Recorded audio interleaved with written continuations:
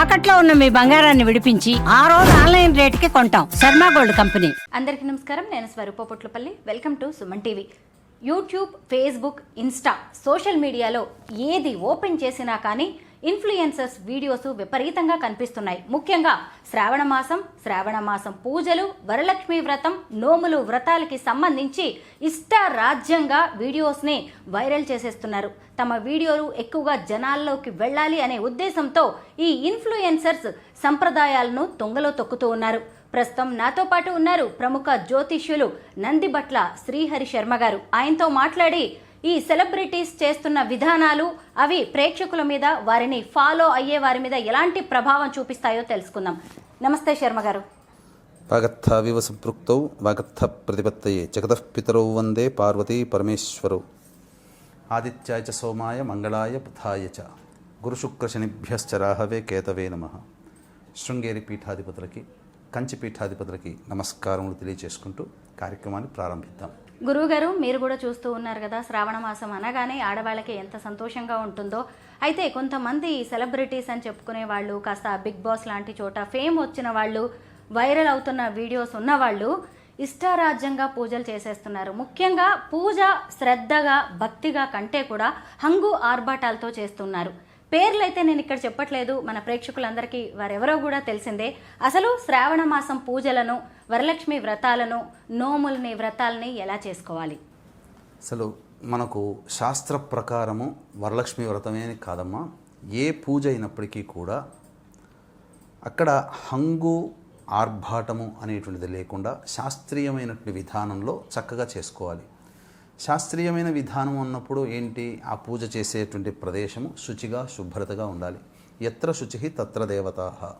కాబట్టి ఎక్కడ శుచి శుభ్రత ఉంటుందో అక్కడ దేవతలు కొలువై ఉంటారు అని చెప్పి, అందున లక్ష్మీ అమ్మవారు మహాసున్నితమైనటువంటి దేవత. ఇంత అపవిత్రత ఉన్నప్పటికీ కూడా ఆ అమ్మవారు అక్కడ ప్రవేశము చెయ్యదు. ఇక మనం విషయానికి వచ్చినట్లయితే ఈ రోజులలో, అంటే పూర్వం ఒకప్పుడు ఈ యొక్క వ్రతాలు అనేటువంటివి కేవలం శాస్త్రము తెలిసినటువంటి వాళ్ళు, గొప్పింటి వాళ్ళు మాత్రమే చేసుకునేటువంటి పండుగగా ఉంది. ఇక ఒక రకంగా చెప్పాలంటే ఇప్పుడు చాలా మేలు అని చెప్పవచ్చు. బహుళ వ్యాప్తంగా వచ్చి అనేక ప్రసార మాధ్యమాల ద్వారా మీరు అన్నట్టుగా ఇప్పుడు ఇన్ఫ్లుయెన్సర్స్ కాదు, ఒకప్పటి పాతతరం ఇన్ఫ్లుయెన్సర్స్ శాస్త్ర ప్రకారము చక్కగా కూర్చొని చేయడం ద్వారా అవి చూసినటువంటి వాళ్ళందరూ కూడా బహుళ వ్యాప్తమై అన్ని కుటుంబాలలో ఇది చేసుకోవడం అనేటువంటిది ఒక సాంప్రదాయంగా వచ్చింది. ఆచారంగా వచ్చేటువంటి కుటుంబాల్లో చేసుకోవడం అది ఆచారం, కానీ కొత్తగా దీన్ని ఒక సాంప్రదాయంలాగా పట్టుకొని వచ్చారు. చాలా మంచిది, భక్తిభావం పెరుగుతుంది. ఈ యొక్క వ్రతములు, నోములు కానీ ఇలాంటివి తెలియని అన్నీ కూడాను ప్రతి మానవుడు కూడా చేసుకోవడం వల్ల మంచి జరుగుతుంది. అయితే మనకు ఒక సామెత ఉంది, రాను రాను రాజుగుర్రం గాడిదైనట్టు. ఇప్పుడు ఉన్నటువంటి విషయంలో చూసుకుంటే వ్రతం అనేటువంటిది, నోము అనేటువంటిది చేసుకునే విషయాల్లో నియమనిష్టలు పాటించాల్సినటువంటి విధానంలో కూడా అవి తుంగలో తొక్కేసేసి మీరు అన్నట్టుగా ఒక దుష్పరిణామము, అలాగే చెడు సాంప్రదాయానికి నాంది పలికినట్టుగా ఈనాటి ఇన్ఫ్లుయెన్సర్స్, బిగ్ బాస్లో కాంటెస్ట్ చేసిన వాళ్ళైతేనేమి, ప్రముఖ రాజకీయ నాయకులైతేనేమి, ఇంకా చెప్పాలి అంటే అడపాదడప అప్పుడప్పుడు సీరియల్స్లో కనిపించేటువంటి వాళ్ళైతేనేమి, వాళ్ళు చేసినటువంటివి అనేక వీడియోలు, ఎంతోమంది వీడియోలు, దాదాపుగా నేను ఒక 16-18 మంది వీడియోలు నేను చూశాను. అందులో చూడముచ్చటగా అనిపించినటువంటివి జంటలుగా ఉన్నటువంటి, అనగా వివాహం చేసుకొని ధర్మాన్ని పాటించుకుంటూ చక్కటి సంతానాన్ని కని చక్కగా పెద్దల ఆమోదంతో చక్కగా ఉండి కుటుంబ వ్యవస్థలో ఉంటూ ఆ కుటుంబాన్ని నడుపుకుంటూ సంతోషంగా చేసుకున్నటువంటిదే కొన్ని కుటుంబాలు అవుతాయి. కొన్ని చేసుకుంటున్నారు కానీ శాస్త్రీయమైనటువంటి పద్ధతిని పాటించకుండా వాళ్ళకి నచ్చినట్లుగా చేసుకుంటూ ఉన్నారు. ఇది ఒకటి. ఇక మూడవది, ఇప్పుడు మీరు చెప్తున్నట్టుగా ఈ మధ్యకాలంలో దీన్ని ఇంతగా, గత సంవత్సరం కూడా ఇట్లాంటి పిచ్చి పిచ్చి వ్యవహారాలు చేశారు, కానీ ఈ సంవత్సరం అది ఇంకా ఎక్కువైపోయి ఎక్కువ మంది ఈ చెడు విధానంలోకి వెళుతున్నారమ్మా. తద్వారా జరిగినటువంటి నష్టం ఏంటి అని అంటే, రాబోయే తరానికి, కాబోయే యువతరానికి ఒక రాంగ్ మెసేజ్ అనేటువంటిది వీళ్ళు ఇస్తున్నారు. ఇప్పుడు జరుగుతున్నటువంటివి ఏమి కూడా, ఇప్పుడు చేసుకున్నవన్నీ కూడా అవేవి సరైనటువంటి విధానం కాదు. శాస్త్రము ఒప్పుకోదు, అలాగే ధర్మము కూడా ఒప్పుకోదు. పాషండ మతములుగా ఉన్నటువంటి విధానంలో ఉన్నటువంటిది. చండాలన్నంతా తెచ్చుకొని చూస్తున్నారు. ఆ చండాలని మన కళ్ళబట్టి చూసి మనము కేవలం చెడు చేస్తేనే కాదమ్మా, చెడు విన్నా, చెడు చూసినా, చెడు మాట్లాడినా మనకు దోషం కలుగుతుంది. అటువంటి వీడియోలు వాళ్ళు చేయడం ఆ దోషము, అది మన కర్మ కొద్దీ మనం చూడడం మన దోషం. కాబట్టి శాస్త్ర ప్రకారం చేసుకోవాలమ్మా. మామూలుగా ఆడపిల్లలు మంచి భర్త రావాలి అని మంగళగౌరి వ్రతం చేసుకుంటారు. అది కూడా వాళ్ళు ఒక్కరుగానే చేసుకుంటారు. పెళ్లి కుదిరినా కానీ పెళ్లి కుదిరింది కదా అని అతన్ని పక్కన పెట్టుకొని కూడా అలాంటి వ్రతాలు కానీ పూజలు చేయరు. ఇంకొక వైపు భర్త బాగుండాలని లక్ష్మీ కటాక్షం కోసం కూడా భర్తతో శాస్త్రోక్తంగా ఇలాంటి వరలక్ష్మి వ్రతాలు చేసుకుంటారు. కానీ ఈ మధ్యకాలంలో ఈ ఏడాది చాలామంది బాయ్ ఫ్రెండ్స్తో పూజలు చేశారు. బిగ్ బాస్ ఫేమ్ కావచ్చు, ట్రాన్స్ విమెన్ తన బాయ్ ఫ్రెండ్తో చేయడం, ఇంకొంతమంది అయితే ఆమెకి పెళ్ళవుతుంది, ఆయనకి పెళ్ళవుతుంది. అక్కడ పిల్లలు ఉంటారు, ఇక్కడ పిల్లలు ఉంటారు, కనీసం విడాకులు కూడా తీసుకోరు. మమ్మల్ని ఎవరు కాదనేది, మా ప్రేమను కాదనేది అని సహజీవనం చేస్తూ ఉంటారు. వారిద్దరూ కూడా ఎంత ఆర్భాటంగా ఇలా పూజలు చేసుకుంటారో వీటిని మనం ఎలా చూడాలి? అంటే ఎంతో ధైర్యము, అలాగే సమాజం ఎటుపోతే ఏంటి మాకేంటి, సమాజం అంటే మాకేం సంబంధం, మాకు నచ్చినట్లుగా మేము చేసుకుంటామనే ధోరణితో కూడుకొని పెద్దల్ని ధిక్కరించి వాళ్ళు ఆ విధంగా చేశారు. అసలు మనం చెప్పుకున్నట్లయితే వివాహ వ్యవస్థలో వివాహం ఎన్ని రకాలు అనేటువంటిది మనం తెలుసుకోవాలి. మనకు శాస్త్రం ప్రకారం అనాదిగా మహర్షులు కూడా ఆమోదించినటువంటివి 8 రకాల వివాహాలు. బ్రహ్మ వివాహము, ఆర్ష వివాహము, ప్రాజాపత్య వివాహము, అలాగే దైవ వివాహము, అసుర వివాహము, పైశాచ వివాహము, ఇలా చెప్పుకోదగినటువంటిది 8 రకాల గాంధర్వ వివాహము ఇలాంటి వివాహాలు అనేటువంటి 8 రకాలుగా ఉన్నప్పుడు ఇప్పుడు ఎవరైతే సోకాళ్ళు మనం చూస్తున్నామో సెలబ్రిటీస్ అనేటువంటివి, వాళ్ళు ఏ వివాహ వ్యవస్థలో వాళ్ళు ఉండలేరు. ఇప్పుడు వీళ్ళు చెప్పుకోవచ్చు అన్ని వివాహాల్లో బ్రహ్మ వివాహం అంటే కూడా పెద్దలు కుదిర్చింది, ఆర్ష వివాహం అంటే కూడా చక్కగా ఇటు తల్లిదండ్రులు అటు తల్లిదండ్రులు ఆమోదయోగం, బ్రహ్మ వివాహం అంటే వేదం చదువుకున్నటువంటి వ్యక్తికి ఇచ్చినటువంటిది, ప్రాజాపత్యం అంటే ఒక చేసుకోబోయేటువంటి మామగారికి ఒక ఎద్దును కానీ ఆవును కానీ బహుకరించి వాళ్ళ ఇంటి కన్యను తీసుకోవడము, అలాగే ఆర్ష వివాహం అంటే చక్కగా ఈ సంబంధించినటువంటిది ఈ ఇరువురికి కూడాను కన్యా శుల్కము అని అంటారు కదా, అవి చెల్లించి తీసుకోవడం. అలాగే గాంధర్వ వివాహం అంటే ఇరువురు మెచ్చి చేసుకునేటువంటి వివాహం గాంధర్వ వివాహం. అయితే ఈ సోకాళ్ళు ఎవరైతే సెలబ్రిటీస్ కూర్చున్నారో నేను అనుకోవడం ఏంటంటే గాంధర్వ వివాహం కూడా ఉంది కాబట్టి నీకు నేను ఇష్టం, నాకు నువ్వు ఇష్టం అని చేసుకుని అలా భావించుకొని ఉంటున్నారు. గాంధర్వ వివాహంలో ఒక కండిషన్ ఏముందనంటే అబ్బాయి అమ్మాయిని ఇష్టపడి, అమ్మాయి అబ్బాయిని ఇష్టపడినప్పుడు ఆ ఇద్దరి తల్లిదండ్రుల ఆమోదంతో అక్కడ వివాహం జరగాలి. అప్పుడే అది గాంధర్వ వివాహం. ఇష్టపడి చేసుకునేది గాంధర్వ వివాహం అంటే ఏదో నువ్వంటే నాకు ఇష్టం ఈరోజు ఒకరోజు పెళ్లిలాగా కాదు కదా. పైగా వీళ్ళు ఏ వివాహ వ్యవస్థలోకి వస్తారు? పైశాచ వివాహంలో వస్తారు. ఆ అబ్బాయి ఏమన్నా అమ్మాయికి ఇష్టం లేకపోయినా తీసుకుపోయి వివాహం చేసుకున్నాడా? లేకపోతే ఈ సంబంధించినటువంటి అసుర వివాహం అని అంటే అమ్మాయి నిద్రిస్తున్నప్పుడు అమ్మాయికి మానసిక స్థితి సరిగ్గా లేనప్పుడు బలవంతంగా తీసుకోవడం అసుర వివాహం. గాంధర్వ వివాహం అంటే ఇష్టపడినటువంటి వివాహం. మరి ఏ వివాహ వ్యవస్థలోకి సోకాల్డ్ సెలబ్రిటీస్ వస్తారు? ఒక రకంగా చెప్పాలంటే ఒకళ్ళేమో ఆల్రెడీ పెళ్ళైపోయి ఉంటుంది, అబ్బాయికి అయి ఉంటుంది, అమ్మాయికి అయి ఉంటుంది, డైవోర్స్ కేసులు నడుస్తూ ఉంటుంటాయి, వాళ్ళ కుటుంబాలకి విడిపోయి వీళ్ళిద్దరు కలిసి కూర్చొని చక్కగా చేయిస్తుంటుంటారు. ఎంత దోషము! ఇంకొకటి ఈ మధ్య సోకాల్డ్ చిన్న పిల్లవాళ్ళకి అజ్ఞానం, వాళ్ళకి 25 ఏళ్ళు 30 ఏళ్ళు కూడా ఉండవేమో, ఆ పిల్లలు కూడా కూర్చొని కాబోయే భర్త. ఇక్కడ కామెంట్స్లో కూడా వాళ్ళ ఆమోదం తెలిపినట్టుగా కామెంట్స్లో చూస్తే త్వరలో మీరిద్దరూ పెళ్లిగా చేసుకోవాలి, దంపతులుగా ఉండాలి, ఆశీర్వదిస్తున్నామని కామెంట్స్లో. అంటే జనాలు ఎట్టుపోతున్నారంటే వాళ్ళు చేశారు కాబట్టి ఆమోదం తెలుపుతున్నారా? ఇంకొకటి ఇది పక్కా ఒక రకంగా చెప్పాలంటే వివాహ వ్యవస్థ కిందికి రాదు. వివాహం కాకుండా నువ్వు లివింగ్ రిలేషన్స్లో ఉండి ఒక వ్యక్తి, అమ్మాయి కావచ్చు అబ్బాయి కావచ్చు, అమ్మాయి చేసుకునేటువంటి పూజా విధానంలో ఎలా కూర్చొని ఆ అబ్బాయిని పక్కన పెట్టుకుంటుంది? ఏ గోత్రం చెబుతుంది? చెప్పుకునేప్పుడు గోత్రం అంటూ ఉండాలి కదా. పుట్టింటి గోత్రం చెప్తుందా? లేకపోతే లివింగ్ రిలేషన్స్లో ఉన్న అబ్బాయి గోత్రం చెప్తుందా? ఏ గోత్రం చెప్పి చేయించుకుందా? అమ్మాయిలు ఇద్దరు ఫొటోస్ పెట్టుకున్నారు. తర్వాత ఇంకొకటి ఏంటంటే కన్యాదానం ఎక్కడ చేశాడు? అమ్మాయి తండ్రి అబ్బాయికి ఏమైనా కాళ్ళు గడి కన్యాదానం చేశాడా? లేదా అమ్మాయి తండ్రి వచ్చి మా అమ్మాయి నీకు ఇస్తున్నానయ్యా అని చెప్పి ఆమె చెయ్యిని ఆ అబ్బాయి చేతిలో పెట్టి సాగనంపాడా తల్లిదండ్రులు? ఏదీ లేదే. మరి అది వివాహం ఎలా అవుతుంది? పక్కా వ్యభిచారం అవుతుంది. అంతకంటే ఇంకా వేరే మాట లేదమ్మా. ఇంకొకటి మీరు అన్నట్టుగా మొదలో చెప్పారు, వివాహం కాని అమ్మాయిలు మంగళగౌరి వ్రతం చేసుకుంటారు. వరలక్ష్మి వ్రతం మనకు పక్కా సుస్పష్టముగా కథలోనే అమ్మవారు చెప్పింది. చారుమతి భర్త పిల్లలు కలిగి ఉండి అత్తమామల్ని ప్రేమిస్తూ అనురాగంతో వాళ్ళని ఆదరిస్తూ భర్త యందు అనురక్తిగా ఉండి పతివ్రత ధర్మాన్ని పాటిస్తూ సంతానాన్ని కని ఆ సంతానాన్ని వృద్ధి చేసుకుంటున్న సందర్భంలో ఆమె దినచర్యని సంతోషించినటువంటి మహాలక్ష్మి అమ్మవారు కలలో కనిపించి ఈ విధంగా చేసుకో చారుమతి అని చెప్పింది. అంటే అక్కడ పరిపూర్ణమైనటువంటి మహిళకి ఆ విధంగా స్వప్నంలో కనిపించింది. ఆమె కూడా తనతో పాటు ఉన్నటువంటి ఆ ఊళ్ళో ఉన్నటువంటి వివాహమైన అమ్మాయిలందరినీ పిలిపించి చేసుకుంది. వీళ్ళు చేసింది ఏంటి? వివాహం కాకుండా వరలక్ష్మి వ్రతం చేయడానికి లేదు. మీరు అన్నట్టుగా మంగళగౌరి వ్రతం చక్కటి అబ్బాయి లభించాలనే కోరికతో అమ్మాయి చేసుకోవాలి, అది కూడా కన్య చేసుకోవాలి. మరి వీళ్ళు కన్య కిందికి వస్తారా? వీళ్ళు లివింగ్ రిలేషన్స్లో ఉన్నప్పుడు కన్యత్వాన్ని కోల్పోతారు కదా. మరి వీళ్ళు కన్యలు ఎలా అవుతారు? పోనీ వివాహం చేసుకుంది మహిళ అని అనడానికి కూడా లేదు, వివాహం కాలేదు అంటే వీళ్ళకంటూ కొత్తగా ఒక పదాన్ని కనిపెట్టాలి. ఇప్పుడున్నటువంటి శాస్త్రజ్ఞులు కానీ ధర్మాన్ని చెప్పేవాళ్ళు కానీ వాళ్ళు ఎవరో ఒకళ్ళు ఈ లివింగ్ రిలేషన్స్లో ఉండి అటు కన్యగా కాకుండా అటు పెళ్ళైన అమ్మాయిలాగా కాకుండా మధ్యస్థంగా ఉన్న వాళ్ళ కోసం ఒక కొత్త పదాన్ని కనిపెట్టాలి. ఆ కాలంలో ఇవి లేవు కదా. పైగా చేసుకునేటువంటి విధానంలో కూడా జుట్టు విరబూసుకొని చేసుకోవడం ఎంతవరకు కరెక్టు? శాస్త్రీయంగా జుట్టు విరబూసుకుని చేస్తున్నటువంటి ఏ పూజ కూడా రాక్షసుల అంశ అనేది అక్కడికి వచ్చేస్తుంది. ఇది ఏదో నార్త్ సైడ్ కల్చర్గా వచ్చినటువంటిది. జుట్టు విరబూసుకొని కొంతమంది సెలబ్రిటీస్ చేసుకుని భక్తిగా చేసుకున్నా జుట్టు విరబూసుకొని చేసుకున్నారు.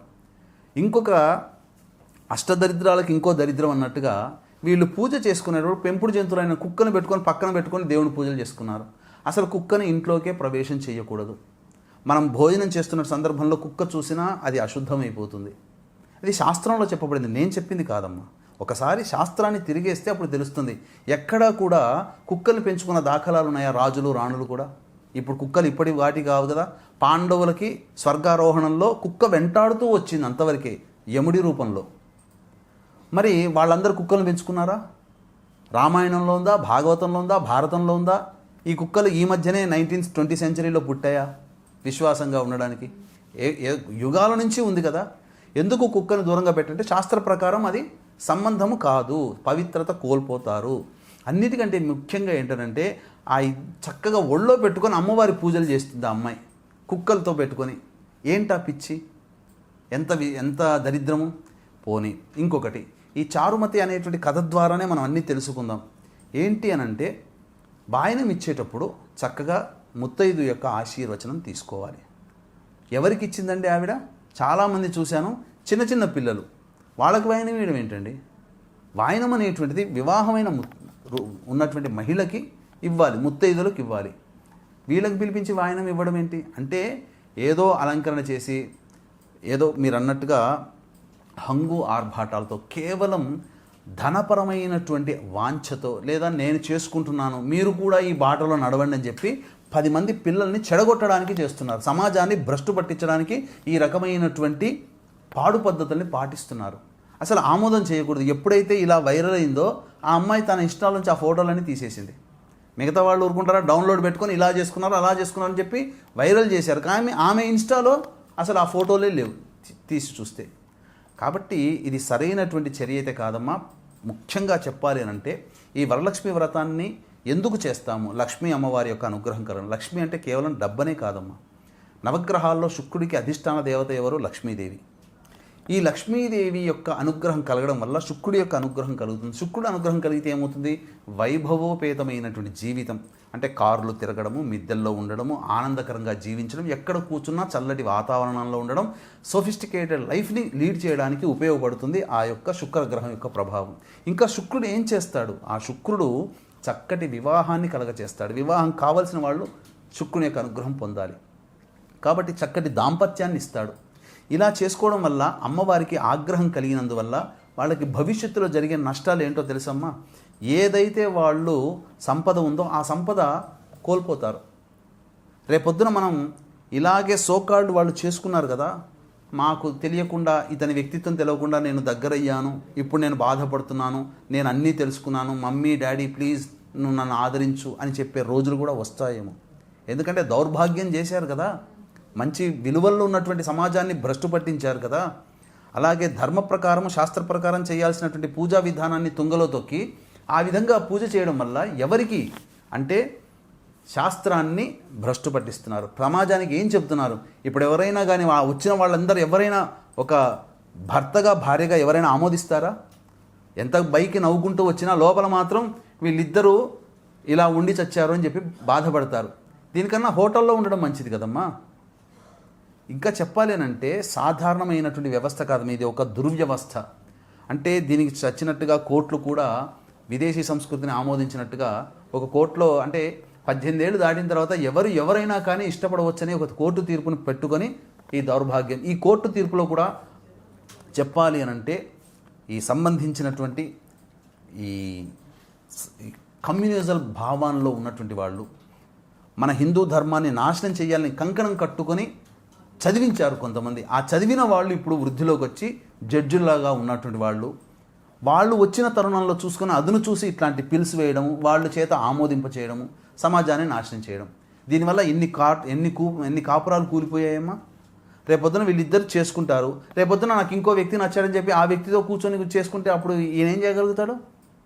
ఈ సమాజంలో అట్లాంటి, ఎందుకంటే ఏ ధైర్యంతో కూర్చొని చేసుకున్నావు? నీ తల్లిదండ్రులు ఏమైనా ఆమోదం చెప్పారా? మరీ విచిత్రంగా ఏంటంటే రాజకీయ నాయకులు కూడా అలా చేసుకుంటున్నారు. ఎక్కడ కన్యాదానం ఎక్కడ జరిగింది? భార్యగా పక్కన కూర్చోబెట్టుకొని చేయించాలంటే నీకు కన్యాదానం ఎవరు చేశారు? ఆ అబ్బాయికి ఈ అమ్మాయి నీ భార్య అని చెప్పి సమాజం ఎలా యాక్సెప్టెన్స్ చేసింది? వివాహం అంటే ఏదో తాళి కట్టడం, జీలకర్ర బెల్లం పెట్టడం కాదమ్మా. పూర్వకాలంలో సమాజం అనేటువంటిది ఉన్నప్పుడు నాగరికత అనేటువంటిది కోట్ల సంవత్సరాలు 400 కోట్ల సంవత్సరాల కిందట నాగరికత అనేది లేనప్పుడు ఎలా పడితే అట్లా జీవించారు. కానీ కొన్ని కట్టుబాట్లు, సమాజంలో ఉన్నటువంటి వ్యవస్థ ఇవన్నీ కూడా ఒక చోట ఏర్పరచుకున్నప్పుడు అప్పుడు ఈ రకమైనటువంటి నిర్ణయాలు చేసుకున్నారు. అంటే వివాహంలో మా అమ్మాయి వివాహము, అబ్బాయి వివాహం అనేది తండ్రి జరుపుతాడు కదా. ఏంటనంటే సింపుల్గా ఒక మాటలో చెప్పాలంటే వీళ్ళిద్దరికీ కూడాను వివాహ వయస్సు వచ్చింది, వీళ్ళిద్దరు కలిసి జీవించడానికి మనం అనుమతిస్తున్నామని చెప్పి ఇటు తల్లిదండ్రులు అటు తల్లిదండ్రులు యాక్సెప్టెన్స్ చేసి దీనికి సాక్షిభూతులుగా బంధుమిత్రులందరినీ ఆహ్వానం చేసి it's officially they are living together each other అని చెప్పి ఈ రోజు నుంచి ప్రకటన చేస్తున్నామని ఒక ప్రకటన ప్రపంచానికి సమాజానికి తెలియజేస్తున్నారు. ఆ రోజు నుంచి వాళ్ళు భార్యాభర్తలుగా చలామణి అవుతారు. వీళ్ళు ఏ రకంగా చలామణి అవుతున్నారు భార్యాభర్తలుగా? సమాజము అంగీకరించట్లేదు. పోనీ వీళ్ళని ఎవరైనా ముత్తైదుగా పిలుస్తారా? ఈ సోకాళ్ళు చేసుకున్నటువంటి వాళ్ళు ఎవరైనా వెళ్ళి వాళ్ళ ఇంటికి వెళ్ళి ఎవరింటికి వెళ్ళైనా ముత్తైదుగా వెళ్ళి ఒక వాయనం తీసుకుందా అమ్మాయి? ఆమె చేసుకుంది, కానీ వీళ్ళు ఎవరింటికైనా వెళ్ళి ముత్తైదుగా తీసుకున్నారా? అది చెప్పండి. మీరు చూసుంటారు కదా, మీరు ప్రసార మాధ్యమాల్లో ఉన్నారుగా. ఎవరైనా ఈ సోకాళ్ళు చేసుకున్నటువంటి వాళ్ళని పిలిపించి మీరు కూడా మా ఇంటి ముత్తైదుగా రండి అని చెప్పి పిలిచారా? ఆమెను ఎవరైనా పెట్టుకున్నారా? అక్కడే తెలిసిపోతుంది ఆమె స్థితి ఏంటో అనేది. కాబట్టి ఇదేదో హంగులు ఆర్భాటాల కోసం చేసుకున్నదే తప్ప సరైన విధానం కాదు. దీన్ని ఖచ్చితంగా ఖండించాల్సిందే. అటువంటి వాళ్ళకి సింపుల్గా చెప్పాలంటే వాళ్ళు ఇంకొకసారి ఇటువంటి ధైర్యం చేయకుండా ఉండాలంటే ఆ వీడియో చూసిన ప్రతి వ్యక్తి రిపోర్ట్ కొట్టాల్సిందేనమ్మా. అందులో ఏం సందేహం లేదు. ప్రతి వ్యక్తి కూడా రిపోర్ట్ కొట్టాలి. రిపోర్ట్ కొట్టకుండా కామెంట్ చేసినా, అలాగే నువ్వు చూసినా హిందూ ధర్మాన్ని నాశనం చేసిన వాడే అవుతాడు. కాబట్టి ఎవరైనా అటువంటి వ్యక్తులు వీడియోలు కనబడ్డప్పుడు అటువంటి ధర్మానికి విరుద్ధంగా చేసినప్పుడు ఏదో కోపాన్ని ప్రదర్శించే విధంగా కామెంట్ పెట్టకుండా రిపోర్ట్ కొట్టేయండి. ఇంకొకసారి ఆ ధైర్యం చెయ్యరు. ఇంకొకసారి మన ముందుకి వచ్చి ఆ వీడియోల రూపంలో ఆ దరిద్రాన్ని మనకి అంటించి వెళ్ళరు అని చెప్పవచ్చమ్మా. చక్కగా కట్టు బొట్టుతో తయారైన ఆడపిల్లని, మహిళని మహాలక్ష్మి స్వరూపంగా భావిస్తూ ఉంటారు. లక్ష్మీదేవిలా ఉన్నావు అంటారు. కానీ ఇప్పుడు ఈ రీల్స్ కోసం అని పూజల వంకతో ఇష్టం వచ్చినట్టుగా డాన్సులు వేస్తున్నారు, ఇష్టం వచ్చిన పాటలు పెడుతున్నారు, రీల్స్ చేసేస్తున్నారు. వీటిని ఇంకొంతమంది ఫాలో అయ్యి ఇలా మనం కూడా చెయ్యాలి, ఇలా వైరల్ అవుతాం అనుకుంటున్నారు. తప్పమ్మా. ఇది దీనివల్ల ఏముంటుంది అని అంటే సమాజాన్ని ఎదిరిస్తున్నారు, తల్లిదండ్రులకి కంఠశోకాన్ని కలగజేస్తున్నారు అమ్మాయిలు అబ్బాయిలు. కాబట్టి చాలా దారుణమైనటువంటి పరిస్థితి. ఇటువంటిది ఎవ్వరు కూడా ఆమోదించకూడదు. అసలు 8 రకాల వివాహ పద్ధతుల్లో ఏ వివాహము కూడా పద్ధతి కూడా ఆమోదించినటువంటిది వీళ్ళు ఆచరిస్తున్న ధర్మం. కాబట్టి ఖచ్చితంగా ఖండించాల్సిందేనమ్మా. అంటే కొంతమంది దీన్ని సమర్థించుకోవచ్చు. మాకు నచ్చినట్టుగా పూజ చేసుకుంటున్నాం, ఇక్కడ భక్తి శ్రద్ధ అనేది ముఖ్యం, దేవుడితో కనెక్ట్ అవ్వడం ముఖ్యం అని వాదించే వాళ్ళు కూడా ఉంటారు. వాళ్ళకేం చెప్తారు? అటువంటిది ఉన్నప్పుడు సొంతంగా ఇంట్లో ఒక్కదానికి కూర్చొని చేసుకోమ్మా. ఆయన పక్కన కూర్చోబెట్టుకొని చేసుకోవాల్సిన అవసరం ఏముంది? సొంతంగా కూర్చుంటే మీ అమ్మ నాన్న గోత్రమే చెప్పుకుంటావు కదా. ఆ పక్కన కూర్చున్నప్పుడు ఎవడి గోత్రం చెప్తున్నావు? ఆయన ఎలా భర్త అవుతాడో? సోదరుడా, మిత్రుడా, సఖుడా, భర్తనా, ఎవరని చెప్పుకోవాలి?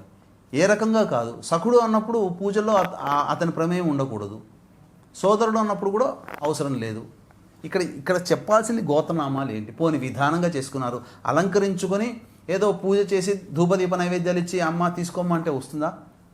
ఇప్పుడు వీళ్ళని కూడా వీళ్ళు సోకాళ్ళు వీళ్ళు ఆర్టిస్టులు కదా, వీళ్ళని పిలిపించి ఇక నువ్వు యాక్ట్ చేయమంటే ఏది ఒక స్క్రిప్ట్ అనేది లేకుండా నువ్వు వచ్చావు కదా నీ ఇష్టం యాక్ట్ చేయనంటే అది అవుతుందా? ఒక స్క్రిప్ట్ అనేది ఉంటుంది కదా, వాళ్ళకంటూ ఇవ్వాలి కదా.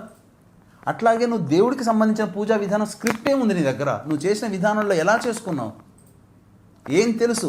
నిజంగా అంత జ్ఞానం ఉండి నాకు ఆ పూజా విధానం అని తెలిస్తే బురదలో తొక్కే విధంగా నువ్వు ఆ అబ్బాయిని పక్కన పెట్టుకుని చేసుకోవమ్మా. అంతే కదా. నిజంగా నీకు ఆ శాస్త్రం గురించి తెలిసి ఉంటే పక్కన వివాహం కాని అబ్బాయిని, లివింగ్ రిలేషన్స్లో ఉన్న అబ్బాయిని ఎలా పెట్టుకొని చేస్తావు? అలాగే అంటే ఏంటి అనంటే ప్రతి వాళ్ళకి కూడా ధోరణి, ప్రశ్నించే ధోరణి కన్నా ఎదిరించే ధోరణి ఎక్కువైపోయింది ఇప్పుడు. ఒకప్పుడు ప్రశ్నించినా పర్వాలేదు, సమాధానం చెప్పడానికి ఎవడో కూడా ఉంటాడు నాలాంటోడు. కానీ ఎదిరించే ధోరణి ఉన్నప్పుడు ఏం చేస్తాం? కాబట్టి ఎవ్వరూ ఏం చేయలేం. అటువంటి వాళ్ళని సమాజం వెలివేయడం తప్ప ఇంకా వేరే మార్గం లేదమ్మా. చూశారు కదా మన ధర్మం, శాస్త్రం ఏం చెబుతోందో. ఫేమస్ అవ్వాలని, పాపులర్ అవ్వాలని, తమ వీడియోస్ వైరల్ అవ్వాలని మన కట్టుబాట్లని, అలాగే ఆచారాలని, సంప్రదాయాలని దయచేసి మార్చేయకండి. మీరు ఖచ్చితంగా ఇన్ఫ్లుయెన్సర్స్, మీరు 10 మందిని ఇన్ఫ్లుయెన్స్ చేయగలరు. మిమ్మల్ని చూసి ఇంకొక 10 మంది మీ మార్గంలోకి వచ్చే అవకాశం ఉంది. మన సనాతన ధర్మం శతాబ్దాల నాటిది, 1000 ఏళ్ల నాటిది. దాన్ని కాపాడుకోవాల్సిన బాధ్యత కూడా మనం మీదే ఉంది. ఈరోజు ఇంత పెద్దవారు, పండితులు వచ్చి స్పందించి మరి మనందరికీ చెప్పాల్సిన అవసరం వచ్చింది అంటే మనం ఖచ్చితంగా తప్పు దారిలో నడుస్తున్నట్టే. గురువుగారు ఈరోజు ఆ ఇన్ఫ్లుయెన్సర్స్, సెలబ్రిటీస్కే కాదు ఎంతో మంది కళ్ళు తెరిపించారు. మన ధర్మాన్ని ఎలా కాపాడుకోవాలో, శాస్త్రోక్తంగా పూజలు ఎలా చేసుకోవాలో చక్కగా వివరించారు. ధన్యవాదాలు. సర్వం శ్రీ ఉమామహేశ్వర పరబ్రహ్మార్పణమస్తు.